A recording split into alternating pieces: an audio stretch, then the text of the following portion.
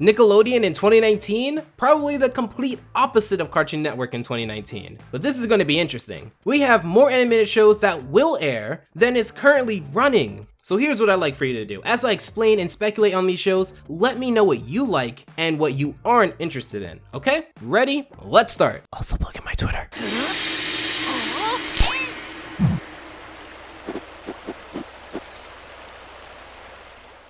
As a tradition, let's start off with the shows that have ended, as Cartoon Network has handed to us OKKO and Mighty Magiswords to give a proper send-off. Nickelodeon kicks over Welcome to the Wane and Arbuck, or Rainbow Butterfly Unicorn Kitty. Now, before I start, Nickelodeon hasn't made it 100% clear that Arbuck is going to end. However, there seems to be little support for the show, being that it not only moved over to Nicktoons after about a month of no new episodes, but also has no proof of a second season in production. I'd love to be proven wrong, and if I am, then I'll give season 2 a try. However, let's start here. Rainbow Butterfly Unicorn Kitty is a show that was completely damaged out of the gate for many reasons. So let's address the common elephant in the room when it comes to the show with a little parody I did before.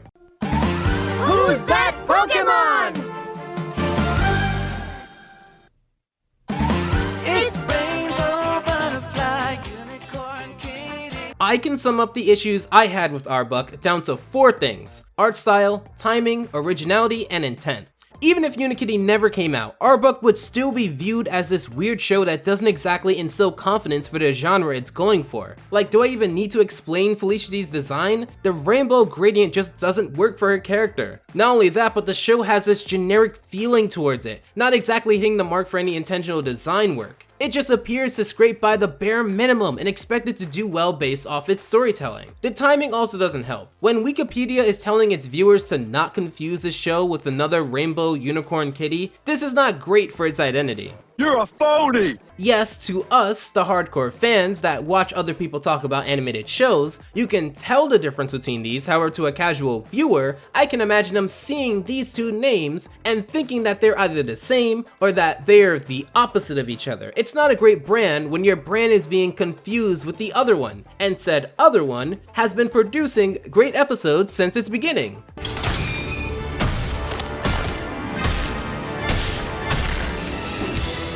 Felicity, you gotta get me out of here! Now, when I say originality, I don't mean towards Unikitty, because again, even if Unikitty never came to be a Cartoon Network show, the show is so painfully generic. I talk about it in a versus between the two if you want to watch that after this. The first episode had enough cat and dog puns to make it rain cats and dogs. Everything just shouted cliche, and considering that, unlike other pretty formulaic shows on the network like The Loud House, Arbuck can't exactly coast on their characters either. They're bland, uninspired, and it leads me to my last point: intent. Speculating here, but considering that this was produced by a toy company, I'm sure that toy sales are a big factor in why this came to be, if it will go on, and how it is being marketed. I don't think that just because a toy company makes a show, it must be bad, because there's other shows in this video alone that are made by companies that make toys for the show, and they're great. This gives Arbuck even less of an excuse to feel like some cheap toy commercial stretched to 11 minutes. If it's gone, then so be it. If it's not gone, then I hope it could change my mind. But so far, I'd much rather watch Unikitty, or even some of the Lego stuff on Nickelodeon. But before we get there...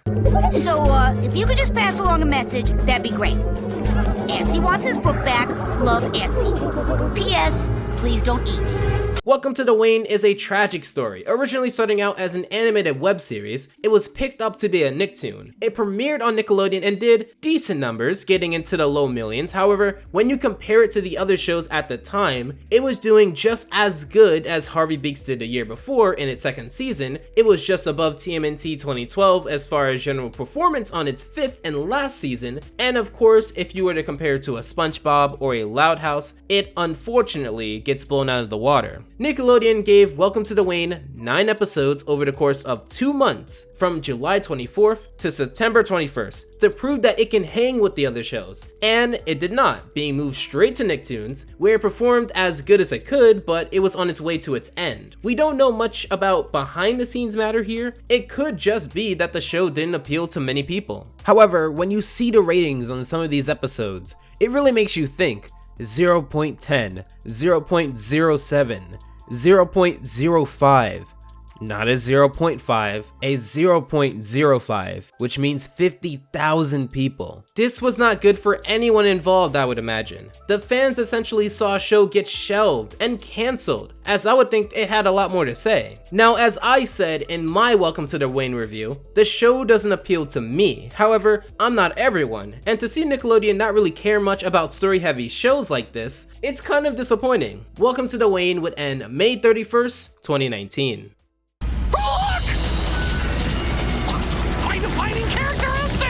Now let's talk about shows that are currently running. Starting with the lesser talked about shows until we get to what I consider to be the big three at the moment, LEGO City Adventures is a comedy action series that revolves around the weird variety that is LEGO City. Initially, I passed over this because I thought it was gonna be this lame show that would only be played in that 8 to 10 a.m. block, because even Nickelodeon knows that this series is not really for anything but TV filler. I was wrong.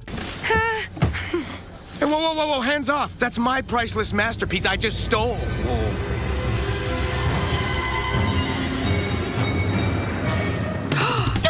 See ya.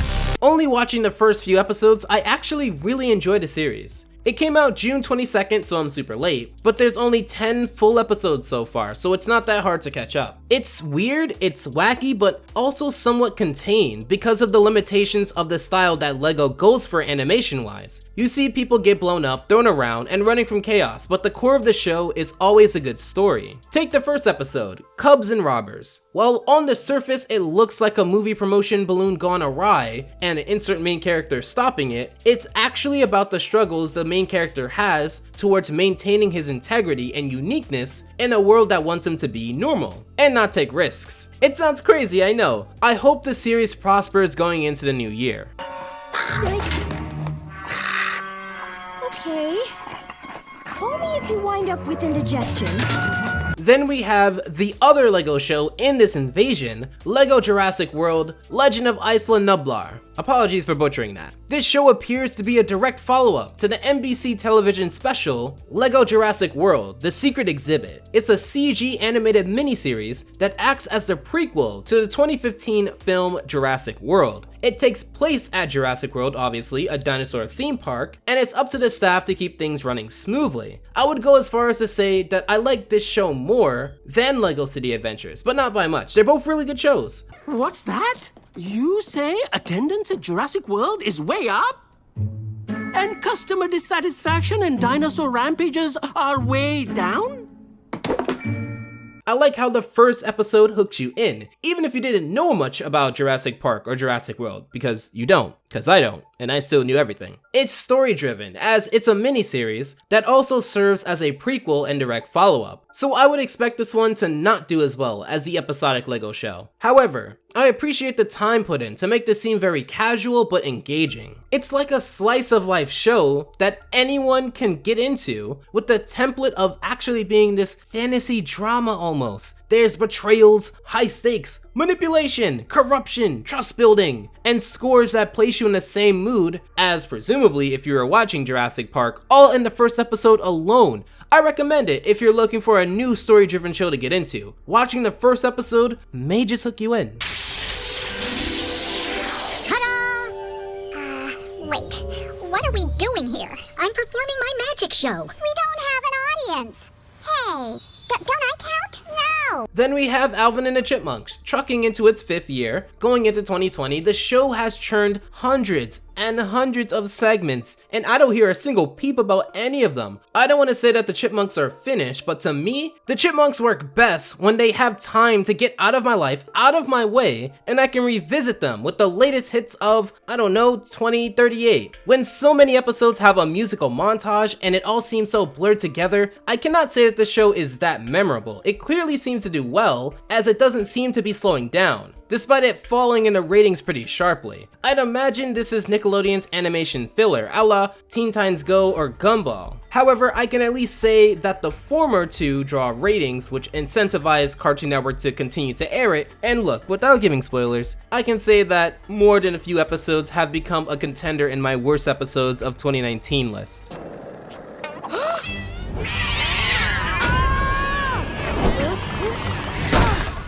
Come on! I hate those cats!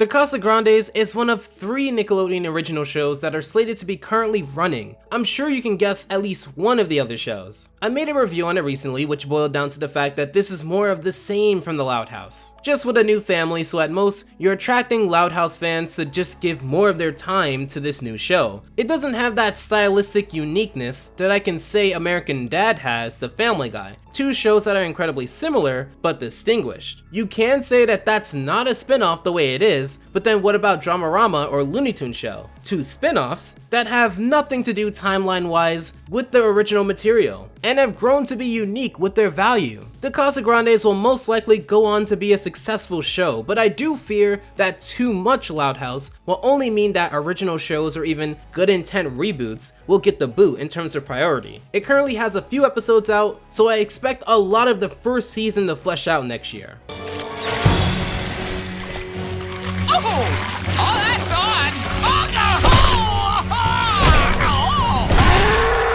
So that's how it happens. Oh, his love of beef jerky was his downfall. Now I do want to put sort of a pit stop here to discuss Rise of the Teenage Mutant Ninja Turtles. It's a beautifully animated 2D animated, wow, I said animated twice there. It's a beautifully 2D animated television series that prides itself on its incredible art, but also fantastic chemistry between the 4 main turtles and the allies around them. What's fascinating to me about this show is how it was able to create a new identity for itself, and not rest on its laurels of the success and admiration of its 2003 and 2012 recent counterparts, by essentially being its cool hip younger brother. Well, we had a good run. Hey boy, what's this? Whoa! What is that?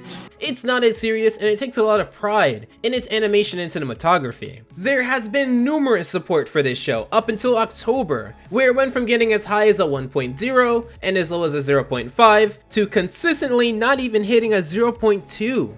Again, this indicates a lack of priority for Nickelodeon, as I don't believe that if you were to show the Casas Grandes and Rise right after, that people would leave in droves. I don't know, but I'm just inclined not to believe it. I scoured the internet for any source on why the ratings would be this way, and it came down to the time. Let's take November 2nd, an episode premiere for both the Rise of the TMNT and the Casas Grandes. Nickelodeon aired the Casas Grandes episode to Club of Clubs and Vacation Days at 11:30 AM, which got them a 1.09. 10:30 PM of the same night, Rise's One Man's Junk and Snow Day got them a 0.10. Now I cannot believe that Nickelodeon has 100,000 people watching at 10:30 PM until I saw that the blog that I'm referencing from has indicated that this is on Nicktoons.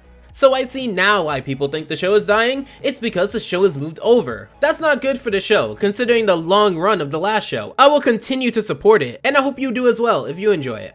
You get it? Oh, yeah. It's mine! I had it first! You don't even like yours! Girls! Oh, The Loud House has prevailed as one of the very few Nickelodeon shows since that Little Sponge's dominance that has not only survived, but thrived. Loud House, you know it. 1 boy, 10 girls, same story structure, repeated ad nauseum. However, most would agree that you don't come to the Loud House because of its unique story structure. You come for it for its casual, slice-of-life storytelling and dynamics, and the potential of different character pairings. A spin-off has formed much earlier than SpongeBob's, more on that later, and a feature film is instead being released to Netflix sometime in 2021, so not anytime soon. It has won multiple awards, spawned a couple of good seasons, and appears to not be stopping anytime soon if that movie is an indicator of anything. It's onion-infused water for better bladder function. Oh, well, it tastes like B.O. I'll say. Starting its latest season off with the Casas Grandes invasion, those are the lowest rated segments in an otherwise strong season. There aren't many times on this channel I can come on and explain that a season did better as it went on. Personally, I can't say that I've been wowed by the Loud House recently, but I can't say that I'm not impressed that it's been around for this long. I hope fans appreciate the direction of the Loud House and they can still prosper. But you know, it's a lot safer if you use a table leg instead. Wow, really? Now, Fred, I wouldn't pull your leg. Watch this. Now we have the Sponge of the Hour. It may seem that SpongeBob SquarePants was everywhere this year due to the tragic passing, the Super Bowl incident, the musical, the special, the upcoming movie, the spin-off, anything else I missed. SpongeBob has put out a surprisingly decent amount of episodes this year compared to other years. Only 26 episodes, counting the Birthday Blood special premiered in 2019 so far. It seems to be on track with some of the number of episodes put out in the years before. Even though I enjoy the new art and animation style of SpongeBob, the episodes do not stick with me, and unlike the Birthday Blood, which had this nostalgia, honor of Hillenburg, and grand feeling attached to it, these new episodes just seem okay. I'm sure I can find really good or really bad episodes, but the show seems to be trucking on for the benefit of Nickelodeon. I have so many questions to ask him.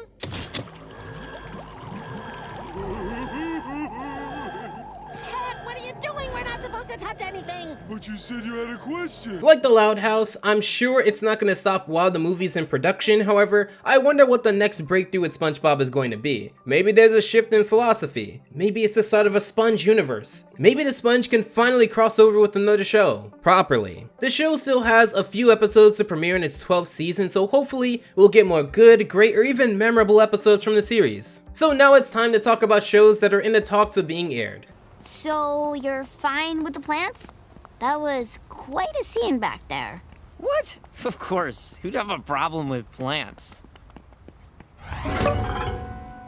I'll go the back way.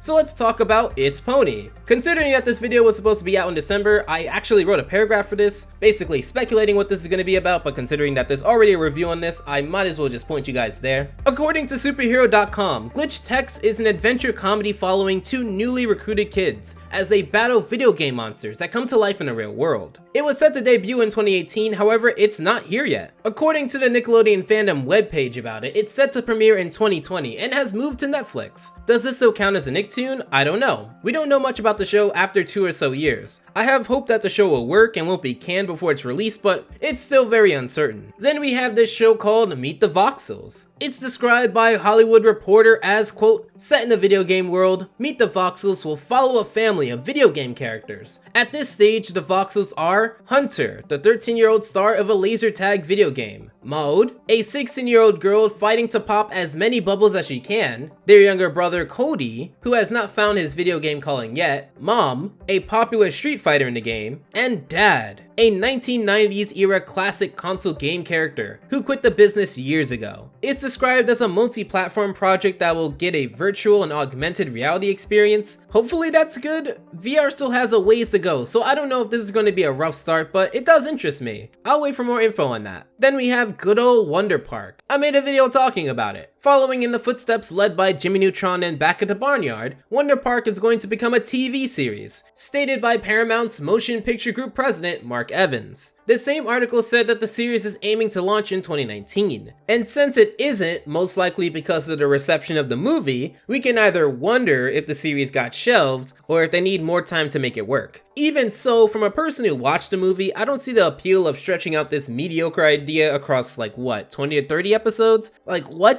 Is it going to be another wacky theme park show? You literally have Lego Jurassic World and you're going to dilute the idea with Wonder Park? I'm not looking forward to it, but for historical purposes, the release date is unknown so far. Variety has learned that CBS Television Studios and Nickelodeon are negotiating for a new Star Trek animated series aimed at kids. So yeah, the Star Trek universe is expanding over to Nickelodeon. We don't know what the plot is going to be, who's going to be in it, who does this appeal to, but if it's anything like how Nickelodeon treats TMNT, it should work, even though it'll be a very interesting direction. Star Trek is still a big name, but not every big name should have a Nickelodeon animated counterpart. We don't know when it will premiere, but we do know that it is indeed a thing. Variety also has another article that stated, quotes, Nickelodeon and Paramount Pictures announced today a relaunch of the kids' entertainment franchise, Rugrats. A new animated series revival featuring the characters from the 90s cartoon has received a 26-episode order from Nickelodeon and Paramount Pictures. The new film division, launched to develop projects based on our properties from Viacom cable channels, has given a green light to a live-action film featuring CGI characters. Firstly, that sentence was horrible. I had to re-edit it because that's not exactly how they worded it. But Rugrats and CGI. I'm curious where this will go, but I can't say that I'm thrilled. In the way that I'm very interested in Meet the Voxels and another show connecting to an existing media that we'll get to. This can be the great launch of a show, or more likely, it's going to be flawed because the initial charm of the show is not in the relaunch. Now, considering the positive reception to Hey Arnold the Jungle Movie, Invader Zim Enter the Florpus, and Rocco's Modern Life Static Cling, I will say this. There should be a lot of faith in Nickelodeon for now. There's also this other show called Man of the House, which is scheduled to premiere soon, with no date specified. Deadline reports, Man of the House follows 11-year-old Jose as he helps his mother Maria watch over his two younger siblings, Maria Juliania and Diego, while trying to form a hip-hop group with his quirky classmate and neighbor Wilbur that lives downstairs. That's all we know, and based off that premise, it seems a little left field for Nickelodeon. Maybe not Cartoon Network, but definitely Nickelodeon. I want to see where this goes. So earlier this year, Viacom entered an agreement to acquire Paws Inc., the entity that holds the intellectual property to Garfield. Why? Because they plan to make an animated Garfield series, and also reap in the millions that comes from the merchandise alone. Quote, "I am delighted that Garfield is going to be placed in the capable hands of the folks at Nick," said Jim Davis, the character's creator, in a prepared statement. "They know how to entertain and will be great stewards for the franchise. I am also excited to continue doing the thing that gets me out of bed every morning, the comic strip." You know, far be it from me to disagree with a legend, but considering what Nickelodeon has been doing with its other toy selling shows, I'm not exactly that optimistic. So then this leaves Camp Coral. The SpongeBob spin-off is described as so. The plot will focus on a 10-year-old SpongeBob and his friends at the titular camp located in the kelp forests, where they spend the summer catching jellyfish, building campfires, and swimming in the Lake Yucky Muck. It serves as a tie-in to the third film, and we don't know when it comes out. Broken record, I know. However, it is the most interesting upcoming show to me. It's the first spin-off from SpongeBob, a show that has run without one for years upon years upon years. People are torn on the decision because of the timing of its announcement,